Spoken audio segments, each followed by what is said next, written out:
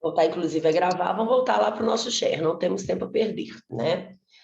Bom, princípio de singularidade. Para cada tipo de decisão, cabe um recurso. Quais são? A gente tem que lembrar aqui, nesse momento, os tipos de manifestação, os atos do juiz, tá? O juiz pratica 4 atos no processo.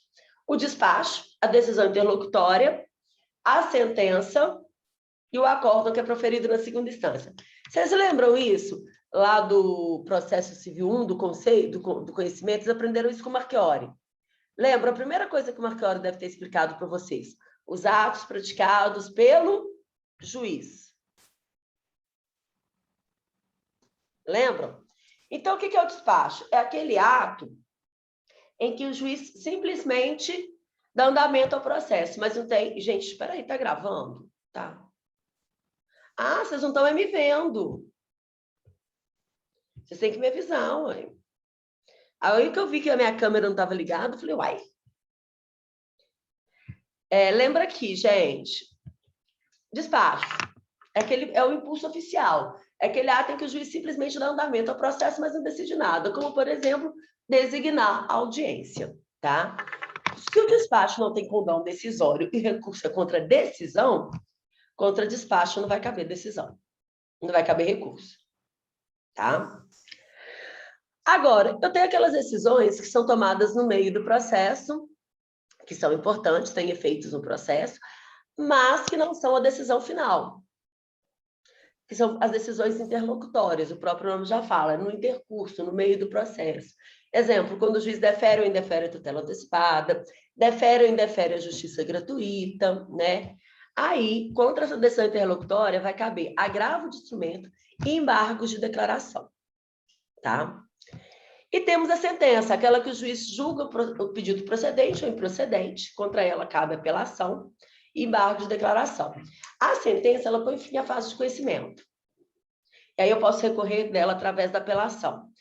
O julgamento dessa apelação na segunda instância é feito através de uma decisão que chama acórdão. Se esse acórdão ofender a lei federal, vai caber recurso especial. Se ofender o texto constitucional, vai caber o recurso extraordinário. Tá? Repara que os embargos de declaração, ele cabe contra toda decisão, né? Junto com a apelação, junto com a agravo de instrumento, e até que no acórdão também cabe embargos de declaração. Porque o embargo de declaração, gente, é aquele recurso que fala assim, juiz, eu acho que você errou aqui no seu Ctrl+C, Ctrl+V na sua decisão e colocou aqui nome de parte que não faz parte do processo. Você foi contraditório, você esqueceu de falar disso. Ele não quer mudar o conteúdo da decisão, ele quer só consertar o texto, tá? Então, o princípio da singularidade, ele fala o seguinte, contra cada tipo de decisão cabe um recurso.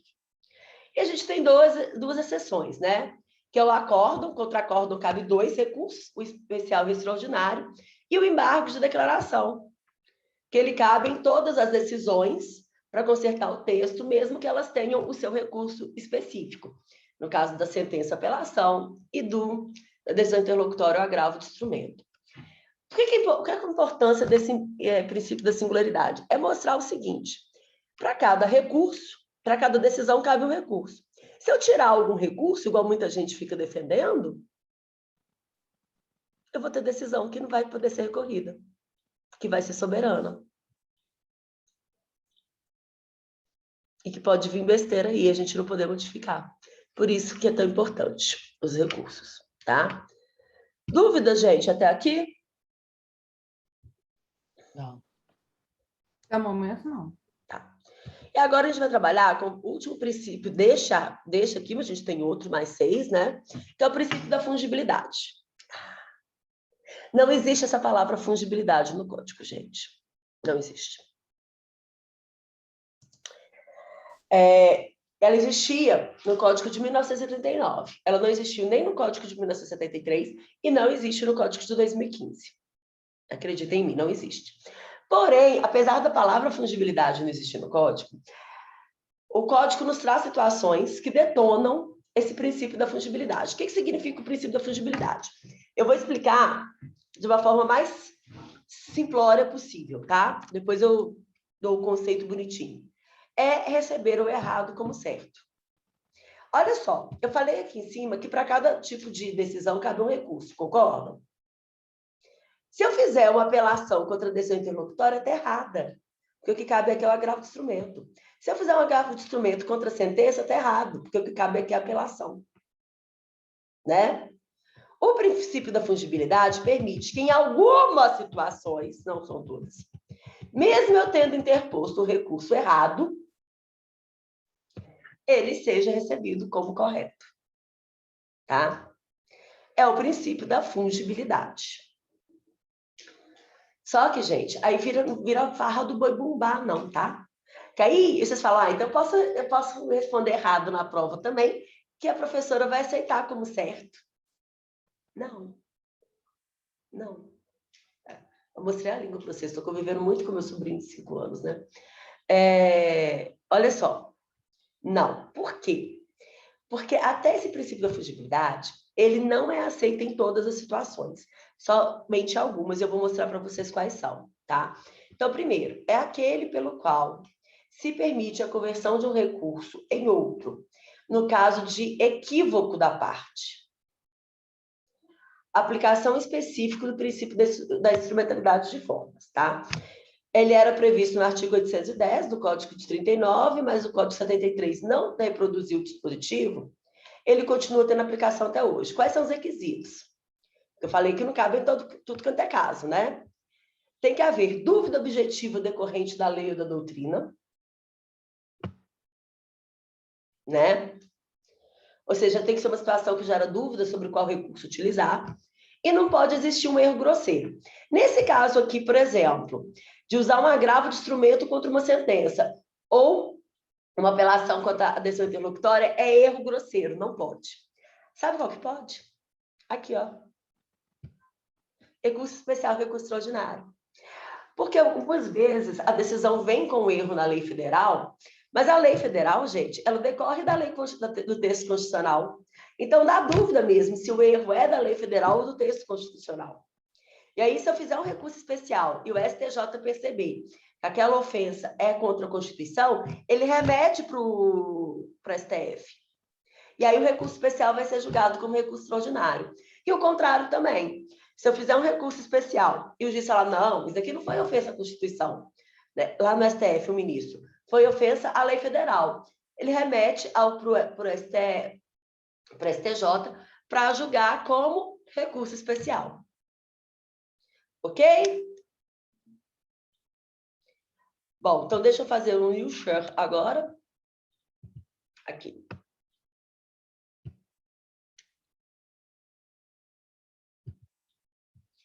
Para a gente continuar. Gente, qualquer dúvida pode ir perguntando aí, tá? Esses dois princípios eu gosto de explicar junto. O princípio da consumação e o princípio da complementariedade. O princípio da consumação está ligado à preclusão consumativa que a gente estudou lá no TGP, tá? Imagina a seguinte situação. Saiu a decisão que me condena, saiu hoje, tá? Eu mando meu estagiário baixar essa decisão e me encaminhar. O meu estagiário, ao baixar a decisão, ele lê a decisão, percebe que me prejudicou e, querendo ser proativo, gente, ser proativo é algo indispensável em qualquer profissional, mas tem uns proativos que não são inteligentes, e aí é um perigo. Napoleão já falava disso. Napoleão falava isso, né? Acho que ele falava mais ou menos assim, que existiam 4 tipos de soldados, né? Os burros sem iniciativa, esse você deixava na frente, que tinha que morrer primeiro. Esse era para fazer o escudo ali, né? Os inteligentes sem iniciativa, esses ficavam atrás dos soldados, eram os segundos a morrer. Os inteligentes com iniciativas, esses não iam para a linha de frente, eles ficavam nos bastidores fazendo as táticas de guerra. E os burros com iniciativa, esse ele falava, não tenha no seu exército. Porque ele vai ter alguma iniciativa que vai te prejudicar, vai prejudicar o próprio exército, né? É o exemplo que eu estou dando aqui, é um estagiário burro. mas com iniciativa, tá? Então, o que ele faz? Ele percebe que aquela decisão prejudica o cliente do escritório e corre para fazer o recurso, só que ele não aprendeu a fazer o recurso ainda. Ele está lá no 5º período, no 4º período, ele não aprendeu. E aí, o que ele faz? Ele faz um recurso merda, desculpa a expressão. E protocola, pega o token do advogado e protocola, porque a gente tem mania de deixar isso daqui com o estagiário mesmo, né? Pega o token do advogado e protocola essa... Quando o advogado percebe, ele fala, nossa, eu tenho que fazer um recurso melhor aqui. Ele pode protocolar um novo recurso, ainda que ele esteja dentro do prazo? Não, porque o recurso já foi protocolado. Preclusão consumativa, o ato processual já foi consumado. Não pode mais fazer. E aí, o que vai ser julgado vai ser o recurso merda. Tá vendo o perigo do soldado burro com iniciativa? Eu falo, gente, que preclusão consumativa, princípio da consumação, é igual virgindade. Consumou o ato, não dá para voltar atrás, não. Perdeu mesmo. Perdeu mesmo. Tá? E não vem falar que tem cirurgia hoje em dia, não, que eu sou dessa época, não, tá? Não entendo esse trem, não, tá? Minha avó me ensinou, né? Oh, perdeu a florzinha foi embora para sempre. Então, é isso que eu aprendi, tá? É isso que eu sei. Tá?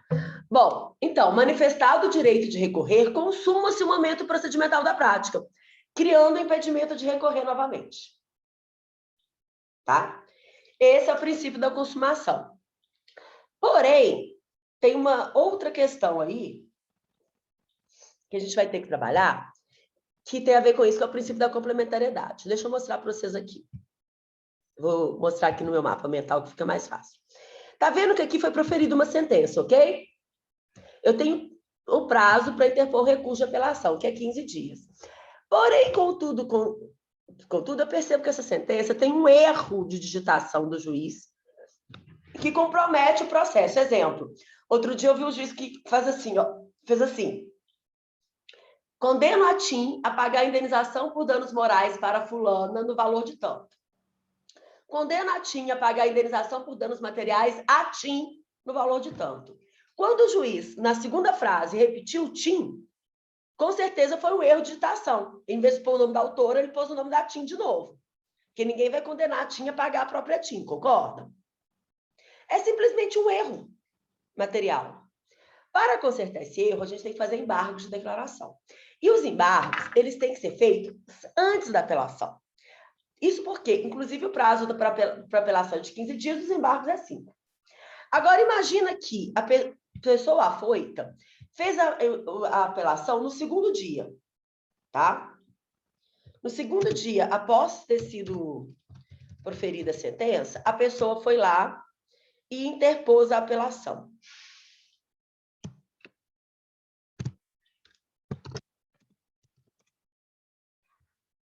O autor, vou colocar aqui que o autor fez isso. O autor interpôs a apelação no segundo dia. E aqui, gente, vamos considerar que foi uma decisão, essa sentença aqui, que julgou o pedido parcialmente procedente. Então, eu estava pedindo danos morais no valor de 10 mil, o juiz me deu 5. Eu quero recorrer para aumentar de 5 para 10 e o réu vai querer recorrer para aumentar, para baixar de 5 para 0. E aí, eu interpus a apelação no segundo dia, porque eu sou ansiosa. O réu vem aqui no 5º dia e interpõe embargos de declaração. Vou pôr só embargos aqui, tá? Ele faz isso daqui, ó, o réu interpõe esses embargos no 5º dia. Tá? Gente, os embargos necessariamente devem ser julgados antes da apelação. Então, o que vai acontecer aqui? Vão ser julgados os embargos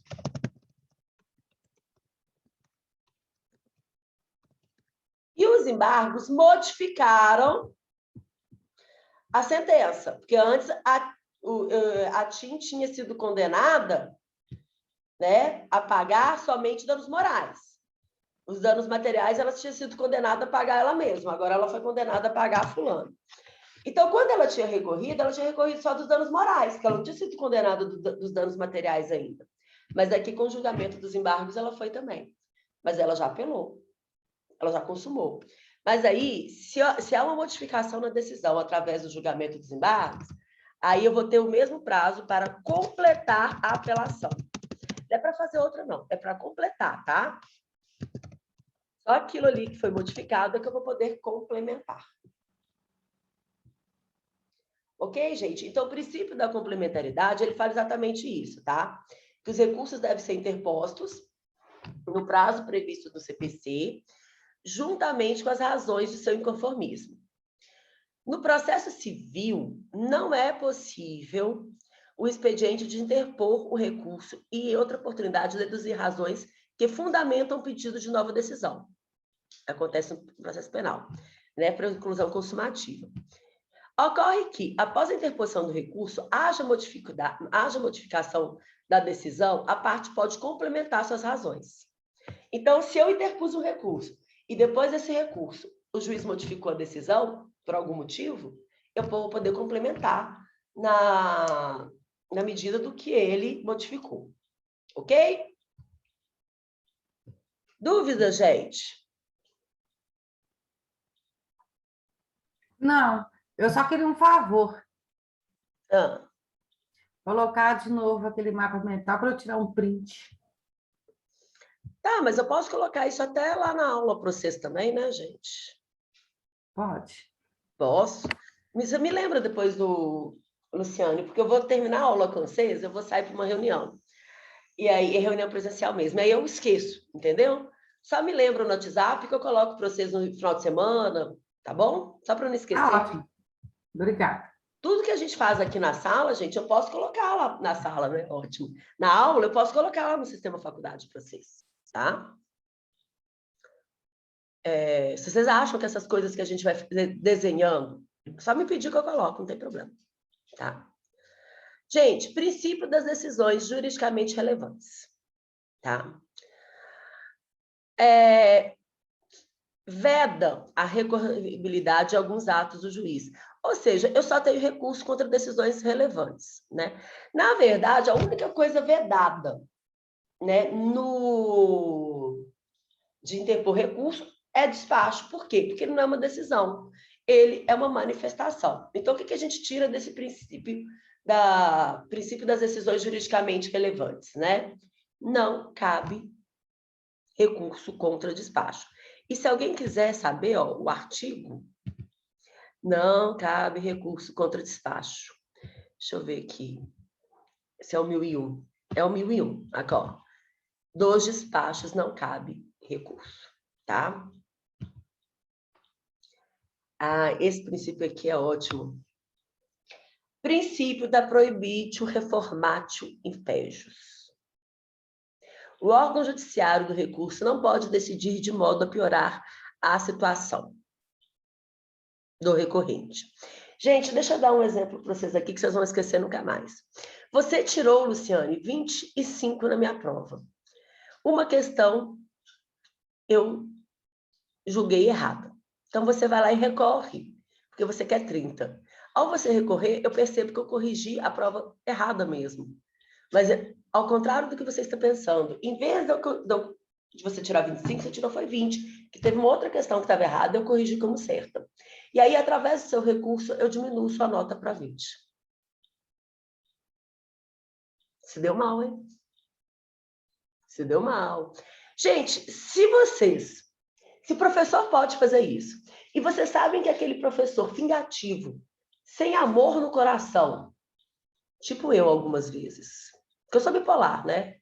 Às vezes eu sou um docinho de coco, às vezes eu sou uma mãe para vocês, às vezes eu sou a madrasta da Branca de Neve. Mas, enfim, se você tem um professor vingativo, com espírito de vendetta, de revende, você não vai nem ter recurso contra a prova. Porque essa situação pode piorar, né? É isso que este princípio proíbe. Para essas pessoas não podem ficar intimidadas, gente. Elas não podem ficar com medo de interpor recurso, porque caso elas interponham, o tribunal pode piorar a situação delas. Então, ou seja, se eu ajuizei uma ação de indenização por danos morais, ganhei 5 mil, e eu interponho recurso para aumentar para 10, o máximo que pode acontecer, se o meu recurso não for provido, é ficar em 5. Não pode piorar a minha situação. O recurso não pode piorar a minha situação. Ou ele melhora, ou no máximo ele deixa na mesma. Tá? Isso eu uso em prova, tá, gente? Pode recorrer, que eu não vou piorar a nota de vocês. Não digo que eu vou melhorar, não. Mas o mínimo que pode acontecer é vocês ficarem com a mesma nota, tá? Então, lembrem-se, o princípio da fungibilidade não vai ser aceito nas provas, mas o princípio do proibir de reformate em PEJs vai. Mas deixa só entender. Vamos supor, tirei 25, interponho um recurso, aí tem aquela questão lá que eu interpus o recurso e que a senhora corrigiu errado, aí coloca certo. Aquela outra lá que eu tinha, que anteriormente a senhora tinha colocado certo e na realidade eu errei, essa não mexe. É isso? É. Ou não? É isso. Ah, então ótimo. Aquela lá que eu errei e te dei a mais, você ganhou e pronto, eu não posso mexer nela. É, justo. Sabe por quê, Luciane? Senão você fica com medo de recorrer, você não acha? É, com certeza. Né? Bom, ainda assim, existem duas hipóteses em que pode haver uma reforma para pior. Mas essas hipóteses são, assim, óbvio, né? Não tem a ver com o princípio. Mas olha só, presta atenção. Eu ajuizei uma ação de indenização por danos morais contra a Luciane. Eu pedi 10 mil. O juiz me deu 5. Quem pode recorrer, vocês acham? Ajuizei uma ação pedindo 10 mil de indenização. O juiz me deu 5. Quem pode recorrer? Eu ou a Luciane? Eu, que queria 10 e ganhei 5, ou ela, que queria pagar 0 e vai ter que pagar 5? É, as duas, não. As duas. As duas. Perfeito, Luciana, é isso mesmo. Então, quando há uma sucumbência recíproca, e quando acontece isso, tá, gente? Quando o pedido é julgado parcialmente procedente, quer dizer que alguma coisa foi julgada procedente, mas alguma coisa não foi, a gente fala que existe uma sucumbência recíproca, ou seja, as duas partes sucumbiram, tá? Quando há uma sucumbência recíproca, os dois podem recorrer. E aí, o julgamento do meu recurso não pode piorar a minha situação, mas o julgamento do recurso da Luciane pode, concordam?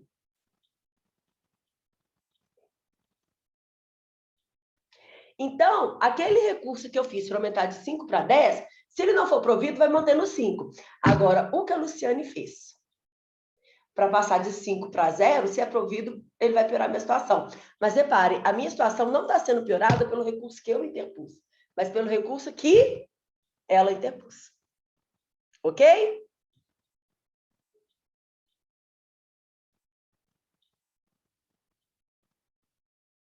Bom, outro caso, gente, é quando o órgão público reconhece a segunda instância, ou a STJ-STF reconhece matéria de ordem pública. O que é matéria de ordem pública?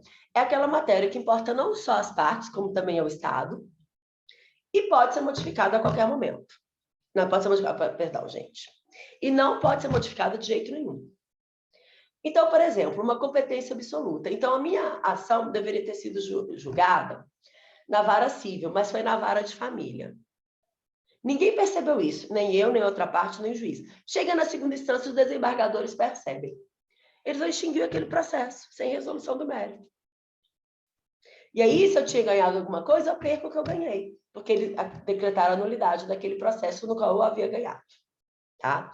Nesses dois casos, sim, pode ter reforma para pior. Tá? Bom, princípio da lesividade do provimento. A parte para recorrer tem que sofrer algum prejuízo da decisão jurisdicional. Ela deve ser sucumbente. Sucumbência pode ser parcial ou total. Isso, gente, é uma coisa que eu acho que até para vocês vai ser óbvio, porque eu acabei de perguntar, né? No meu caso, com a Luciane aqui, quem poderia recorrer? Vocês falaram as duas. Por que nós duas? Porque as duas tiveram o quê? Um prejuízo. Gente, esse princípio, tá? o princípio da lesividade do provimento é muito simples. Ele fala o seguinte: só pode interpor recurso quem perder. É simples assim. Se eu ganhei, eu não posso recorrer. Porque não faz sentido. Eu já ganhei. Então, só pode recorrer quem perder. É o que fala aqui, ó. Não, é o 997, não. É o 996. O recurso pode ser interposto pela parte vencida, só por quem perdeu. Agora, presta atenção aqui. Se eu ajuizei uma ação querendo 10 mil de indenização e o juiz me deu 10 mil, não posso recorrer. Agora, se eu pedir uma ação, eu ajuizei uma ação pedindo 10 mil e o juiz me deu 9.999, eu perdi R$1, eu posso recorrer. Mas eu posso recorrer só desse R$1. Ou seja, eu só posso recorrer quando eu tive algum prejuízo. Quando alguma parte do meu pedido foi julgado improcedente ou ele inteiro. Mas eu tenho que ter tido um julgamento, de improcedência, ainda que parcial. Ok, gente? Só pode se recorrer quem perdeu. É simples. Tá? Agora, pode ser que eu tenha mais ganhado do que perdido. Aquilo que eu perdi, eu posso. Tá? Bom, e por fim, o último princípio, estamos terminando a aula, é o princípio do duplo grau de jurisdição, que a gente já tinha estudado, inclusive, lá no TGP. E eu nem sei por que eu deixei ele por último, gente. Eu devia deixá-lo como primeiro. Como primeiro. Sabe por que eu devia deixá-lo como primeiro? Porque é ele que me dá todo o direito de recorrer. Então, se a gente está estudando recurso e todos esses princípios, decorre deste princípio, do princípio do duplo grau de jurisdição. E por que ele chama duplo grau de jurisdição? Porque ele me permite um reexame integral da decisão. Porque, gente, olha, eu acho que eu falei isso um pouquinho com vocês na semana passada. As decisões são tomadas por juízes, por pessoas, e são passíveis de erro, né? E aí a gente tem que poder recorrer dessa decisão, recorrer para sanar esses erros.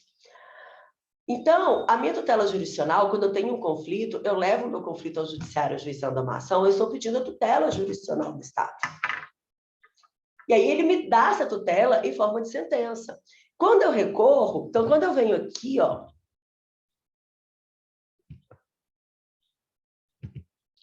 quando eu venho aqui e interponho essa apelação, eu estou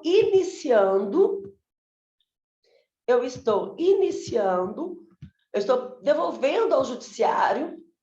Então, ó, aqui, vamos voltar tudo aqui. Tem um conflito. Ajuizei a ação aqui. O que eu fiz?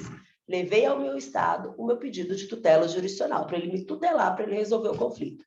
E ele resolve, ele me entrega a tutela jurisdicional aqui, ó, através da sentença. Só que não foi o que eu queria. Tem erro. E aí, o que eu faço? Eu vou recorrer, ou seja, eu estou provocando o judiciário de novo. Eu estou pedindo uma nova tutela jurisdicional, porque a que ele deu não serviu. Através do quê? Da apelação.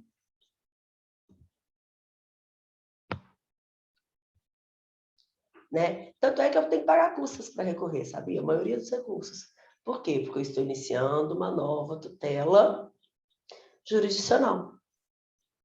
Então, quando a gente fala que o recurso, a gente fala em duplo grau de jurisdição, porque é uma dupla tutela jurisdicional. A primeira feita na primeira instância e a segunda feita na segunda instância, através da revisão daquela causa pelo recurso, tá? Por isso que, em tese, eu só poderia recorrer até a segunda instância, porque é duplo grau de jurisdição, não terceiro nem quarto. Por isso que o STJ e o STF não são terceira instâncias nem quarta instâncias. Falar isso é um erro muito grande. Eu sei que tem gente que fala, mas é um erro muito grande, tá, gente? Não é terceira instância nem quarta instância. STJ e STF são instâncias superiores. Tá? Por quê? Porque eles só vão ser utilizados quando houver, naquela decisão da segunda instância, ofensa à lei federal, ofensa ao texto constitucional. Ah, não houve, não pode mais recorrer. Por quê? Porque já acabou o duplo grau de jurisdição. Tá? Duplo grau de jurisdição, importantíssimo. É aquilo que me dá o direito a recorrer. Ah, muito lindo isso. Bom, é isso, gente. Só ficaram vocês dois? Cadê os outros dois? Foram embora? Agora que eu percebi. Eu também. Gente, alguma dúvida até aqui? Não, tranquilo, professora. Tranquilo, ótimo. Na próxima aula, então, deixa eu ver aqui. Nós vamos trabalhar com a classificação dos recursos, que é muito importante, que a gente vai trabalhar aqui com o recurso adesivo, que é algo que despenca nas provas, né? E vamos trabalhar também com renúncia e desistência recursal, tá? Tá dando para entender a matéria, gente? Tranquilo. Não percam aula. Se perder, assista o vídeo antes da outra aula. Porque vocês perceberam que o negócio assim, se piscar... E está bem apertadinha a nossa agenda esse semestre. Com certeza, tá bom? Mas, gente, é isso aí. Muito obrigada aos dois que estiveram aqui comigo até o final, com a câmera ligada. Maravilha. Bom final de semana, gente. E Bom até final a de semana. próxima sexta-feira, Até a tá? próxima. Tchau. Tchau, Tchau.